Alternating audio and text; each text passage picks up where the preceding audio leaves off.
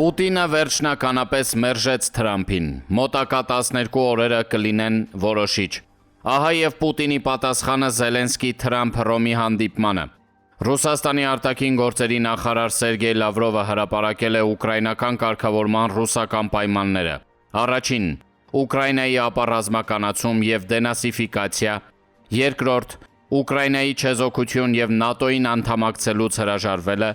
Երրորդ՝ Ռուսաստանի Դաշնության գրավված տարածքների միջազգային ճանաչում, ներառյալ Ղրիմը, Զապորոժեն, Խերսոնը, Լուգանսկը եւ Դոնեցկը։ Չորրորդ՝ Ռուսաստանի դեմ պատժամիջոցների, դատական հայցերի եւ ձերբակալման օրդերների վերացում։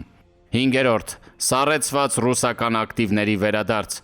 Վեցերորդ՝ Ուկրաինայում ռուսաց լեզվի, մշակույթի եւ եկեղեցու օգտագործումը սահմանափակող օրենքների չեղարկում։ Հյուսիսային Կորեան պաշտոնապես հայտարարել է Ուկրաինա զորք ուղարկելու մասին։ Սա փաստորեն Ուկրաինայի եւ հավաքական արևմուտքի կապիտուլյացիայի պահանջ է արդեն վերջնագրի տեսքով։ Պուտինը վաբանկ է գնում, նա պարզապես այլ ելք չունի։ Պուտինն այսօր հայտարարեց երրորդյա զինադադար մայիսի 8-ից 10-ը։ Նա իհարկե վախենում է Ուկրաինայի հավանական հարվածից մայիսի 9-ի տոնակատարության օրերին։ Թրամփին մնում է մեկ բան՝ լուծել Պուտինի ռեժիմի հարցերը, եթե իհարկե նա չի ուզում վերջնականապես վտանգել սեփական հեղինակությունն ու քաղաքական ապագան։ Հիշեցնենք, որ Նիկոլ Փաշինյանն աշխարհի շատ այլ բռնապետերի հետ միասին մայիսի 9-ին կլինի Պուտինի կողքին։ Մոտակա 12 օրերը կլինեն վճռորոշ։ Հետգրություն, բազմիցս ասել եմ, անկյուն քշված առնետը գնալու է մինչև վերջ եւ ելքը մեկն է՝ ոչնչացում։ Facebook-ի իր էջում գրում է Վահե Գասպարյանը։ Անցյալ շաբաթ մամուլում տեղեկություն է տարածվել, որ Ուկրաինայի պաշտպանության նախարարությունը Ղազախստանին ներկայացրել է 600-ից ավելի վարձկանների ցուցակ, որ Ռուսաստանի կողմից մասնակցում են պատերազմին։ Ըստ որոշ տեղեկությունների Ուկրաինան հայտնել է 60 սպանվածների Ղազախստանին վերադարձնելու պատրաստակամության մասին։ Աստանան փաստացի հաստատել է, որ Կիևում հավատարմագրված դիվանագետները պաշտոնական հանդիպումներ են ունեցել Ուկրաինայի պատկան մարմինների ներկայացուցիչների հետ։ Tengri News-ի փոխանցմամբ Ղազախստանի նախագահը հանձնարարել է մինչև վերջ պարզել բոլոր հանգամանքները, իսկ իրավապահ մարմինները տեղերում բացատրական աշխատանք տանելու, վարձկանության համար քրեական պատասխանատվության մասին իրազեկելու հրահանգ են ստացել։ Աղբյուրները վկայում են, որ Ուկրաինան ունի Ռուսաստանի կողմից պատերազմին մասնակցող վարձկանների հավաստի ցուցակներ եւ պատրաստ է հրապարակել այդ տվյալները, եթե համապատասխան երկրները լուրջ հետևություններ չանեն։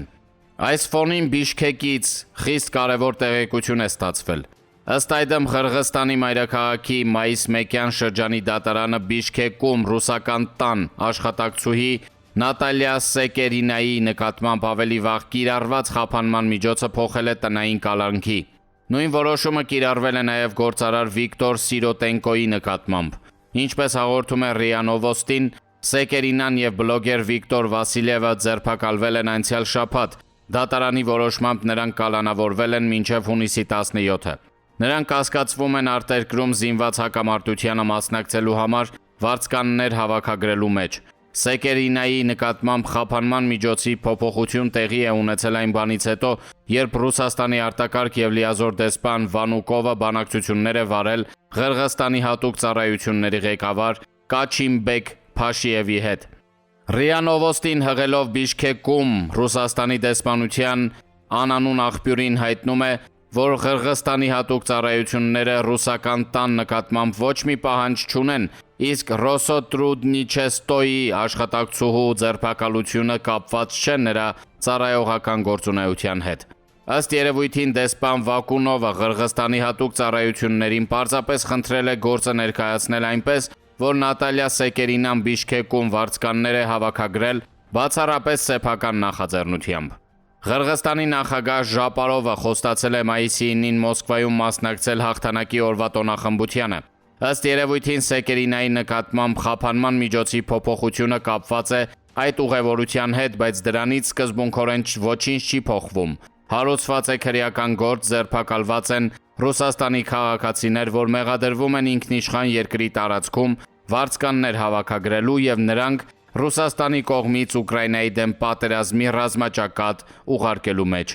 Ուկրաինայի նախագահ Վլադիմիր Զելենսկին ըստ էության պայթեցնում է Կենտրոնական Ասիան, բացահայտելով, որ Ռուսաստանն այդ տարածաշրջանում վարձկաններ է հավաքագրում։ Դա ծանր հարված է Ռուսաստանի միջազգային հեղինակությանը։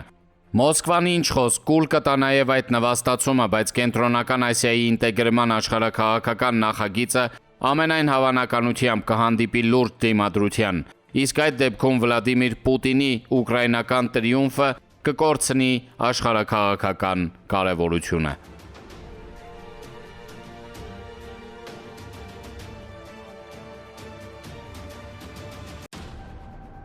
Ապրիլի 28-ը Ադրբեջանի խորհրդայնացման օրն է։ Այդ առթիվ Բաքվի իշխանական լրատվամիջոցը չափազանց ուշագրավ հրապարակում է արել։ Կեսգիշերին մի զրահագնացք հատեց Ադրբեջանի Դեմոկրատական Հանրապետության սահմանը և Բաքվի կայարան հասցրեց Կարմիր բանակի զինվորներին։ Այդպես առանց մեկ կրակոցի վերացավ Ադրբեջանի բանակը, նրա հետ էլ Ադրբեջանի Հանրապետությունը, Ռուսաստանը վերադարձրեց իր ունեցվածքը, իսկ ես ականատես եղա մի ամբողջ աշխարհի կործանման։ Այս տողերն է մեջ բերել հեղինակը, որ պատկանում են ԱԴՀ ֆինանսների վերջին նախարար Միրզա Ասադուլլաևի դրստեր էլ Բանինի գրչին։ Ականատեսների վկայություններից դատելով հոկտեմբերյան հեղափոխությունից հետո Բաքուն հիշեցնում էր բաց դարպասներ։ Քաղաքում իշխանությունը ձեռքից ձեռք էր անցնում։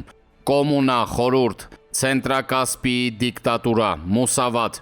Քաղաքը թուրքերից անցնում էր անգլիացիներին, անգլիացիներից ռուսներին։ Եվ հնարավոր չէ խոսել դասական իմաստով իշխանության մասին։ Բայց այդ ամենն ավարտվեց 1920 թվականի ապրիլի 28-ին։ Սա արդեն հրապարակման հեղինակի գնահատականն է, որն հիմնավորում է փաստերով և եզրահանգում, որ ԱԴՀ-ն հանձնվել է Մուստաֆա Քեմալի հետ բոլշևիկյան Ռուսաստանի պայմանավորվածությամբ։ Ադրբեջանի գործող սահմանադրության հիմքը պետական անկախության մասին սահմանադրական ակտն է, որտեղ ԱԴՀ-ն համարվում է միջազգային իրավունքի լիարժեք սուբյեկտ, որ ճանաչված էր բազմաթիվ երկրների կողմից։ Սա իհարկե ակնհայտ կեղծիք է, ԱԴՀ-ն ճանաչվել է միայն դե ֆակտո, բայց Ադրբեջանի անկախությունից հետո սա երևի առաջին դեպքն է, երբ իշխանական մամուլը բացահայտ հակադրվում է սահմանադրական բնորոշմանը և խոստովանում, որ 1918-ից 20 թվականներին դասական իմաստով Ադրբեջանում ազգային իշխանություն չի եղել։ Ըստ այդմ չի եղել նաև անկախ պետություն։ Նույն սահմանադրական ակտում արձանագրված է, որ 1920 թվականի ապրիլի 28-ին բոլշևիկյան Ռուսաստանը դիմել է ռազմական ագրեսիայի, օկուպացրել Ադրբեջանը, տապալել նրա իշխանությունը, իսկ տարածքը ենթարկել անեքսիայի։ Ավելին ԽՍՀՄ կազմում Ադրբեջանի 70-ամյա գոյությունն իրավական առումով ճանաչված է գաղութացում, իսկ ադրբեջանցի հեղինակը փաստում է, որ ԱԴՀ բանակը մտել է բոլշևիկյան զինված ուժի կազմի մեջ, ենթարկվել նոր հրամանատարությանը, որպեսզի միասին շարժվեն դեպի Թուրքիայի սահման։ Խիստ արտառոց է, որ հոդվածը բացահայտում է Մուստաֆա Քեմալի և բոլշևիկների համագործակցության աշխարհաքաղաքական շարժառիթը։ Մոսկվան պետք է ռազմական աջակցություն հասցներ միջազգային իմպերիալիզմի դեմ ազգային ազատագրական պատերազմ վարող Թուրքիային։ Բաքվի մուսավաթական իշխանությունը բոլշևիկյան բանակի դեմ նույնիսկ մեկ կրակոց չի արձակել, որովհետև այդպես է պահանջել Մուստաֆա Քեմալը։ Բաքու մտած թուրքական զորաջոկատի հրամանատարը նույնիսկ արգելել է, որ Ադրբեջանի կառավարության նախարարները հեռանան, նրանց հանձնել է բոլշևիկներին և արժանացել մարտական կարմիր դրոշի շքանշանի։ Պատմական այդ փաստերը հանրահայտ են, բայց Բաքուն մշտապես հերքել է դրանք։ Ինչ ենթատեքստ ունի այս հրապարակայնացումը։ Իլհամ Ալիևը Չինաստան այցի ընթացքում տեղական հեռուստաընկերությանը հարցազրույցում ակնարկել է, որ Ադրբեջանը լայն ինտեգրացիայի մաս կազմելու անհրաժեշտություն ունի։